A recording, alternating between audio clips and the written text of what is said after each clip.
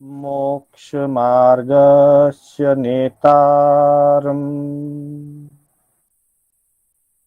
भेतारम् कर्मभूभृता ज्ञातारम् विश्वतत्त्वानां वन्दे तद्गुणलब्धये वन्दे तद्गुणलब्धये। अनंत उपकारी आस्था के आयाम चरम तीर्थंकर श्रमण भगवान महावीर को वंदन। प्रभु की परंपरा में विचरण करने वाले परम आदरणीय समस्त चारित्र आत्माओं को वंदन। आत्मबंधुओं, सुशील माताओं और बहनों, श्री कर्नाटक जैन स्वाध्याय संघ बैंगलोर के तत्वावधान में आयोजित आगम गाथा विवेचन की विशेष कक्षा में मैं आप सभी का हार्दिक स्वागत एवं अभिनंदन करता हूं। हमारी कक्षा आगम की विभिन्न गाथाओं को लेकर के अलग अलग विषयों पर गतिमान है और प्रस्तुत में आज हमारा यह 8वां चरण है, प्रतिक्रमण स्वरूप। इससे पूर्व 7 सप्ताहों में धर्म स्वरूप, विनय स्वरूप, आत्म स्वरूप, कर्म स्वरूप, अप्रमत्त साधना स्वरूप, भाषा विवेक स्वरूप और श्रावक स्वरूप, इन 7 विषयों की हमने चर्चा की। इन सब पे विशेष शुद्धि की अपेक्षा से ज्ञानियों ने प्रतिक्रमण का महत्व बताया है। प्रतिक्रमण आवश्यक है, अर्थात कुछ क्रियाएं जीवन में अवश्य करणीय होती है, आवश्यक रूप से करने योग्य होती है, उनको आवश्यक कहा जाता है। चाहे हम ज्ञान की आराधना करें, दर्शन की आराधना करें, चारित्र की आराधना करें या तप की आराधना, वैसे तो सभी आराधनाएं सम्मिलित होती है। कोई भी आराधना अपने आप में पूर्ण रूप से स्वतंत्र नहीं होती। जहाँ ज्ञान आराधना होती है वहां दर्शन आराधना भी होती है। जहाँ चारित्र आराधना होती है वहां ज्ञान और दर्शन की आराधना भी होती है। और जहाँ तप आराधना होती है वहां किसी न किसी रूप में ज्ञान, दर्शन, चारित्र और तप चारों की आराधना होती है। आराधना छद्मस्त करता है। सर्वज्ञ जो होते हैं उनकी आराधना करणीय रूप से संपूर्ण हो जाती है। करणीय रूप से छद्मस्त को कोई आराधना करनी होती है, जबकि सर्वज्ञ के लिए कोई आराधना करणीय नहीं होती है, करनी नहीं होती है। क्योंकि मुख्य रूप से आराधना का जो कर्ता है, आराधना को करने वाला जो साधक है, वह छद्मस्त होता है। छद्मस्तता के कारण जाने अनजाने कभी कभी कोई स्खलना हो जाती है, चूक हो जाती है, कभी प्रमाद के वशीभूत हो जाती है। हमने अप्रमत्त का भी विषय जाना। कभी भाषा में अशुद्धि होने से हो जाती है, उच्चारण की अशुद्धि हो जाती है, भावों की अशुद्धि हो जाती है। तो इस तरह से ज्ञान, दर्शन, चारित्र और तप की आराधना करते हुए किसी भी कारण से जो स्खलना या विराधना या चूक जिसको हम कहते हैं, जो हो जाया करती है, चाहते नहीं है फिर भी हो जाया करती है, और कभी कभी किसी परिस्थितिवश अपवाद मार्ग में भी कई प्रकार की स्खलनाएं लगती है, दोष लग जाया करते हैं, उन सब की शुद्धि आवश्यक है। जब तक शुद्धि ना हो जाए वहां तक आराधना का पूरा लाभ नहीं मिलता है। पूर्ण निर्दोष जिसकी आराधना बनी है वो तो लाभदायी है ही, लेकिन अगर दोष लग जाए तो उसका शुद्धिकरण करना परम आवश्यक है। उसी अपेक्षा को लेकर के कि हमारी आराधना निर्दोष रहे और कदाचित दोष लग जाए तो हम उसका शुद्धिकरण कर सकें, प्रतिक्रमण स्वरूप की हम इसीलिए चर्चा करने जा रहे हैं। आज हम जिस गाथा की चर्चा करने जा रहे हैं वह गाथा अनुयोग द्वार सूत्र के आधार से ली गई है। अनुयोग द्वार सूत्र में अलग अलग अनेक सारे विषय हैं, बहुत सारे विषयों का समावेश अनुयोग द्वार सूत्र में है, और उसके 29वें चैप्टर का या कहें 29वें सूत्र का यह तीसरा पद्य है। हाँ, एक बात ध्यान रखिएगा कि अलग अलग संस्थाओं से जो आगम प्रकाशित हुए हैं, कहीं सूत्रों की संख्या पूरे पहले से लेकर अंत तक एक ही रूप में दी गई है, कहीं अलग अलग विषयों के वापिस सूत्रों की संख्या 1 2 3 से दी गई है। तो किसी किसी प्रकाशन में संख्या में या सूत्र संख्या विषय संख्या में कहीं थोड़ा बहुत फर्क हो सकता है। युवाचार्य मधुकर मुनि जी महाराज साहब के द्वारा जो संपादित आगम है उसके आधार पर इसमें यह 29वें विषय का तीसरा पद्य है, और जो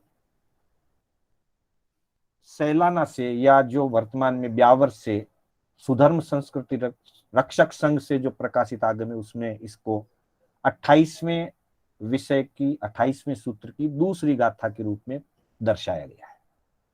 फिर ये अपना आप विषय नहीं है रिसर्च का, बस थोड़ी सी जानकारी ध्यान में आई तो कभी अगर गाथा संख्या ना मिले तो हम आगे पीछे देख सकते हैं। तो इस गाथा में आवश्यक क्या है,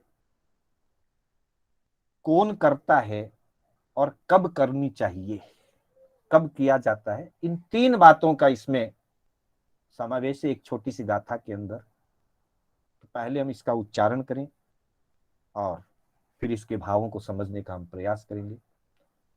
समणेन सावएन य अवस्सकायवयं हवै जम्हा अंतो अहो निसस्सय तम्हा आवसयं नाम।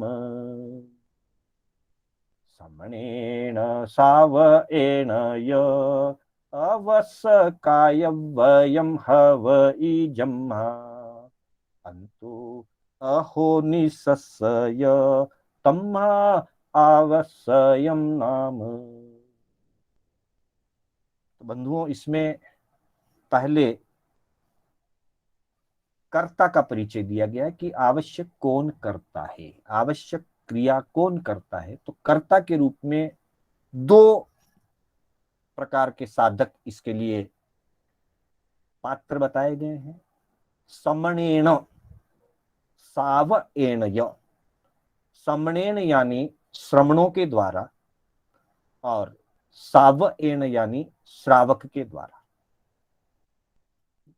अर्थात श्रमण यानी साधुओं के द्वारा और सावएन यानी श्रावकों के द्वारा, अथवा यूं कहें श्रवण के लिए और श्रावक के लिए, मतलब मुनि के लिए और श्रावक के लिए, अवश्य काय वयम, अवश्य कर्तव्यम,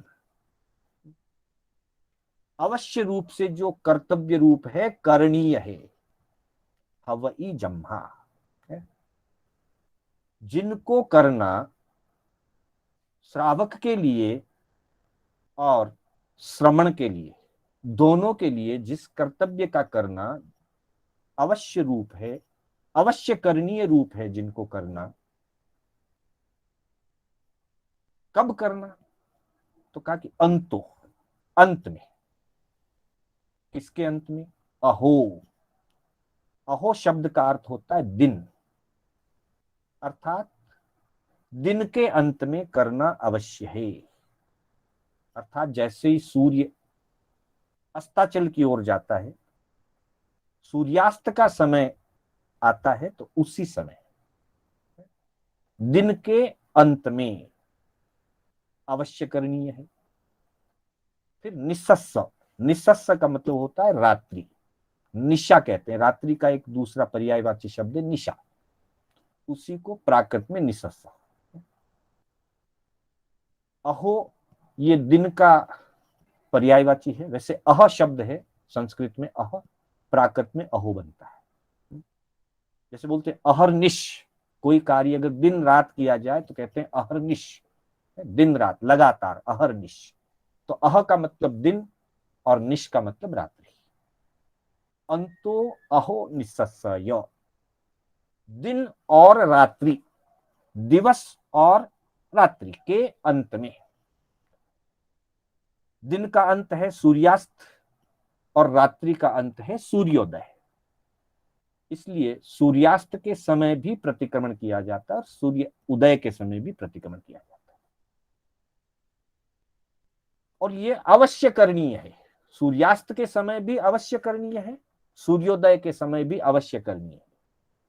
तम्हा, इसीलिए, आवश्यम नाम, इसका नाम आवश्यक है। अर्थात जो 6 आवश्यक कहे गए हमारे लिए, सामायिक, चौस्तव, वंदना, प्रतिक्रमण, कायोत्सर्ग और प्रत्याख्यान, ये आवश्यक सूत्र के 6 अध्ययन रूप कहे गए हैं। इन्हीं को 6 आवश्यक कहा गया है, अथवा इनको अवश्य करणीय कर्तव्य कहा गया है। क्यों अवश्य करणीय है? उसका कारण है शुद्धिकरण। दोष लग जाए बहुत बड़ा अपराध नहीं है, ना लगे अच्छी बात है, दोष लग जाए, दोष है, चूक है, प्रमाद है, लेकिन बहुत बड़ा अपराध नहीं। दोष लगने के बाद दोष को दोष रूप न माने और उस दोष की शुद्धि ना करे, यह बड़ा अपराध हो जाता है।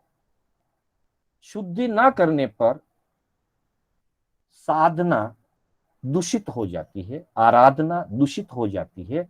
आराधना दूषित ना हो, साधना दूषित ना हो, उसकी पवित्रता और शुद्धि बनी रहे, मलिनता आ गई तो मलिनता को दूर करके पुनः शुद्धिकरण किया जा सके, इसके लिए ये अवश्य करनी है। वैसे हमारे धर्म ग्रंथों में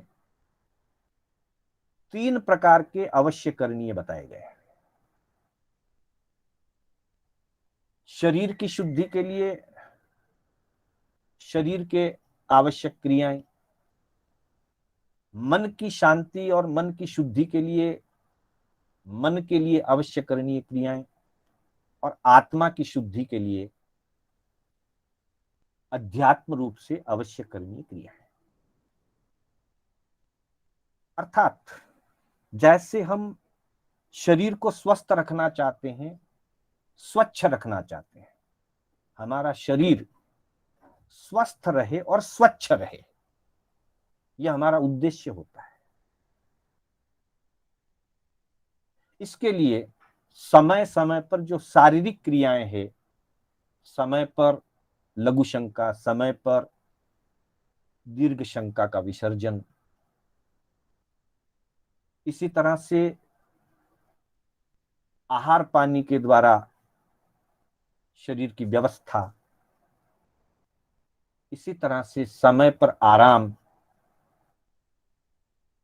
और सर्दी गर्मी वर्षा आदि से इसका रख रखाव, उसके लिए वस्त्र आदि का उपयोग ऋतु के अनुरूप करना, मौसम के अनुसार वस्त्रों का उपयोग करना, ये शरीर की आवश्यक क्रियाएं हैं। जो व्यक्ति समय पर इन 6 आवश्यक क्रियाओं का बराबर उपयोग करता है, विवेक पूर्वक उपयोग करता है, वह व्यक्ति सामान्य कारणों से बीमार नहीं पड़ता। कोई विशेष कारण आ जाए, असाता वेदनी का उदय आ जाए, वो अलग बात है, पर सामान्य कारणों से वो बीमार नहीं पड़ता। इसलिए शरीर को स्वच्छ और स्वस्थ रखने के लिए शरीर की आवश्यक क्रियाएं की जाती है। उसी तरह से मन को पवित्र बनाए रखने के लिए, मन को शांत और निर्मल बनाए रखने के लिए मन के लिए भी कुछ क्रियाएं कही है। देवार्चा, गुरु शुश्रूषा, स्वाध्याय, संयम, तपः, दानम चेति गृहस्थानाम, षट्कर्माणि दिने दिने। अपने देव गुरु की अर्चना करना, सेवा करना, चिंतन मनन करना, स्वाध्याय करना, जीवन को मर्यादित और संयमित रखना, त्याग करना, इच्छाओं को वश में रखना और दान देना, ये 6 क्रियाएं षट्कर्माणि दिने दिने। दानम चाति गृहस्थानाम षट्कर्माणि दिने दिने। नीति के श्लोककारों ने ये बात कही है कि गृहस्थ को ये 6 कार्य प्रतिदिन करते रहने चाहिए। उससे उसके मन में प्रसन्नता और निर्मलता बनी रहती है, जीवन और परिवार में सुख शांति बनी रहती है। अर्थात शरीर के स्वच्छ और स्वस्थ रखने के लिए शारीरिक क्रियाएं बताई, मन को निर्मल और शांत सहज बनाए रखने के लिए मन के लिए 6 आवश्यक क्रियाएं बताई, वैसे ही आत्मा को स्वच्छ और स्वस्थ रखना है। स्वस्थ रखने का मतलब है आत्मरमणता, स्व में स्थित रखना। स्वस्थ स्वस्थ वो नहीं है जो हष्ट पुष्ट है, वो शरीर की अपेक्षा से है अपनी जगह, पर स्वस्थ वो है जो अपनी आत्मा में स्थित है। और जो आत्मा में स्थित होता है वो राग द्वेष से ऊपर उठता है। जो आत्मा में स्थित होता है वो ज्ञान, दर्शन, चारित्र और तप में स्थित होता है, तो वो स्वस्थ होता है, स्व में स्थित होता है। तो आत्मा को स्व में स्थित रखने के लिए और आत्मा को स्वच्छ रखना, स्वच्छ का मतलब है आत्मा राग द्वेष से, कषायों से, विकारों से मलिन हो जाती है, दूषित हो जाती है। तो आत्मा को अगर हम स्वच्छ रखना चाहते हैं, आत्मा को अगर हम पवित्र रखना चाहते हैं, तो हमें 6 आवश्यक क्रियाएं करनी होगी। इसलिए चाहे वो श्रावक है और चाहे वो साधु है, समणेन सावने सावएन य, श्रमण के लिए भी और श्रावक के लिए भी, दोनों के लिए अवश्य कायव्ययम, अवश्य कर्तव्य रूप है, अवश्य करणीय रूप है। और इसीलिए इनको आवश्यक नाम दिया है। अब ये 6 आवश्यक जो आत्मा के लिए है, सामायिक, चौसत्थौ, वंदना, प्रतिक्रमण, कायोत्सर्ग और प्रत्याख्यान, इन 6 में किसी अपेक्षा से प्रतिक्रमण सबसे महत्वपूर्ण है। इसलिए आवश्यक को संक्षिप्त में सीधे रूप में प्रतिक्रमण भी कह दिया जाता है। और प्रतिक्रमण अकेला ही आवश्यक नहीं है, उसके आगे पीछे के जो 5 आवश्यक और हैं, पहले के 3 और आगे के 2, सामायिक, चौसत्थों और वंदना, ये पहले के 3 हैं, और उसके बाद में आगे के लिए 2 और हैं प्रतिक्रमण के बाद भी। काय उत्सर्ग और प्रत्याख्यान। छहों के मिलने से आत्मा की शुद्धि होती है। तो आत्मा की शुद्धि के लिए आत्मा स्वच्छ रहे, आत्मा स्वस्थ रहे, मतलब मैं अपने में स्थित रहूं और पवित्र रहूं, इसके लिए ये आत्मा के 6 आवश्यक बताए गए हैं।